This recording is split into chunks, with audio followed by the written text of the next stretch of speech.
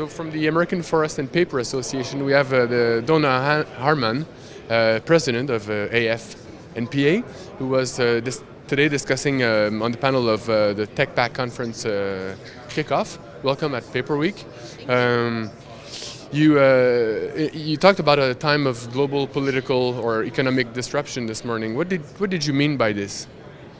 Well, if you look around the globe, there is a lot of disruption in political environments, whether it's in Europe, the United States, South America, really all across Asia, all across the globe.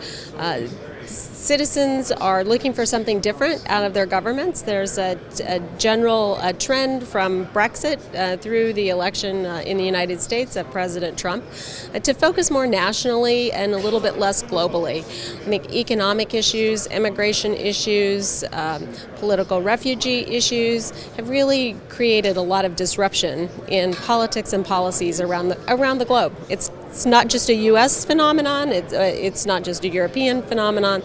It's really across the globe. Looking forward to working with the new administration. You've discussed, for example, what the administration is talking of doing in terms of infrastructure, in efficient transportation, for example. How could this help the forest industry? So we have a fairly inefficient transportation system in the United States. Our truck weight limits are much lower than they are around the globe. In other countries that we compete with, we have poor rail service. Sometimes we have a lack of access to rail service. So there are a number of policies that we think are possible to pursue with the new administration. We were actually have been pursuing those policies over the course of the last couple of years. But the new focus on infrastructure gives us an opportunity to build roads and bridges that will deliver and carry our members' products for the next 50 years. Interesting. And in the context of NAFTA and yesterday's allusion to its tweaking, can you remind us of what bilateral trade opportunities there could be between Canada and the U.S.? Sure. Well, I think if you look at what President Trump has said about NAFTA and the need for renegotiation, it's really to bring it more up to date with where we are in 2017 as opposed to where we were when it was first negotiated. So the notion of bilateral trade agreements really just means trade agreements between two countries. We had a trade agreement, the United States and Canada had a trade agreement prior to NAFTA. So I think there are opportunities both on the Canadian side as well as the U.S. side to make some improvements and to really update the trade agreement so that it works better in today's economy and today's environment. You were talking about important economic flows between the countries for the industry.